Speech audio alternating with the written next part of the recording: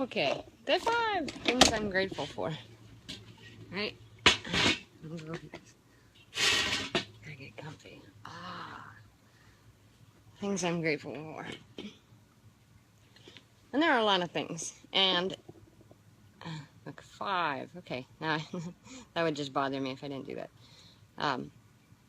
You know, so many things fall under some of the bigger things I've mentioned in the last 4 days. And so I'm not going to rehash those.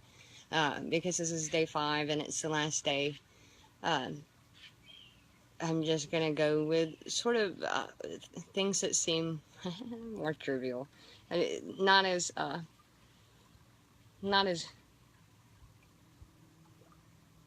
moving, I guess. I mean, it's moving for me. It's not necessarily moving or inspirational for other people, but, you know, whatever. Just, okay. So, the first one, I'm definitely going to say that I am thankful for big scares. I'm not talking about in life when you get a phone call and you're like, I've been in an accident. I don't mean that kind of big scare. I mean, like, the playful kind. I can't tell you how much of my life has been spent, like, hiding on roofs, or, I like, and they're not pranks, but, like, just to be scared. When somebody jumps out from behind, from around the corner, and just, bah! You know, I like that stuff. My dad was always playing mental games with us. When I was very little, he was like, come here. And, you know, I went into his room and we were sitting on the bed and he goes, oh, did you see that? That ghost says, that's such a bad habit. He says, oh, did you see that? And I'm like, what are you talking about, Dad? And he had a little dog in the closet, and the dog would move. This stuffed dog would move. And I was maybe 5, 6 at the time. And I remember being like, whoa, you know. He had fishing line tied around his finger and tied to the dog, and he'd just kind of wiggle his finger under here, and the dog would move.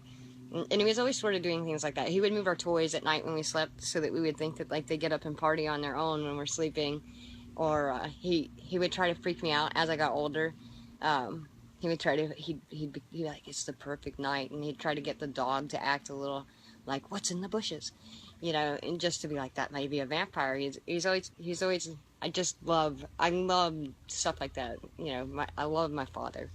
I love my parents, but I like big scares. I like being scared.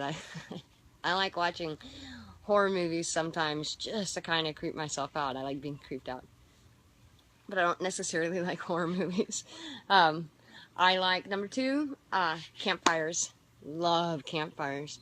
And it really, actually, campfires led me down this whole other path of all the times I've been around campfires. There's something, that crack and that pop of the logs and the smells.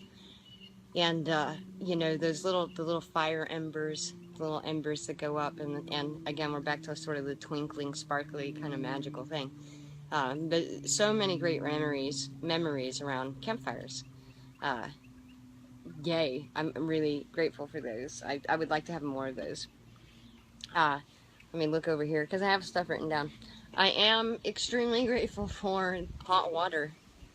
And that's mostly because, you know, when I'm having an issue with my disease, one of the best things that I can do is sit in hot water. I'll go take a bath for a little while.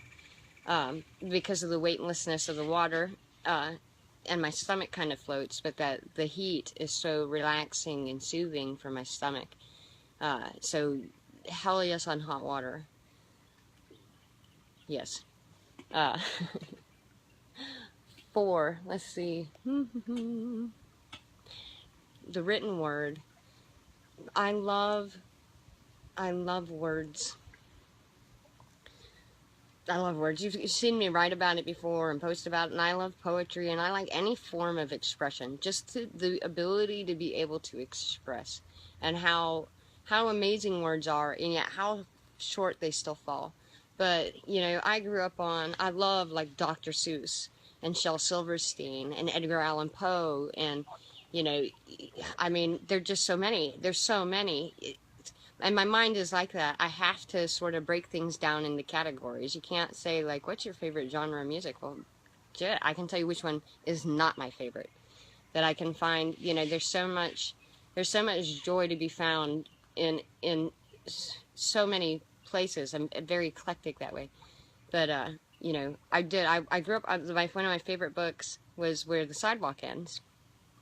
You know, I'm being eaten by a boa constrictor, and Sarah Cynthia Sylvia Stout would not take the garbage out, and you know, One Sister for Sale, and I can recite them. I remember them. I read it all the time. I love that kind of I love that kind of poetry. And the thing I liked about Shel Silverstein is that little twist at the end. You know, that little ha-ha.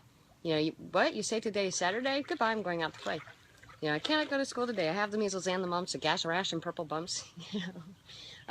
And then like Dr. Seuss, the thing I like about Dr. Seuss, he just makes up words, you know, but those are like magical people to me. Jim Henson is another magical kind of person to me. The Rainbow Connection, you know, Robin sang a song, Halfway Up the Stairs. Halfway up the stairs is a stair where I sit.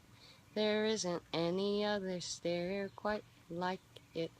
I'm not at the bottom and I'm not at the top, so this is the stair where I always stop. There's something, I don't know, just something I like. I'm probably a dreamer, but I'm a realist too. You know, and the last thing, what I'm going to end my gratefuls on, is the last thing I'm grateful for is you. I'm grateful for all of you. You know, this week, and I'm sure you can tell from my videos, this week has been, and I don't talk about it much, this has been an extremely hard week for me. I'm probably under the most strain and stress I've ever been in my life. There have been times where I want to climb on top of a mountain and scream until my voice is hoarse. And the beauty of, and that really goes along with like random acts of kindness, really appreciative of random acts of kindness. You know, because it offers hope. It gives hope. It's those little things that give hope to others, because you have to keep hope alive. You know, I love hope.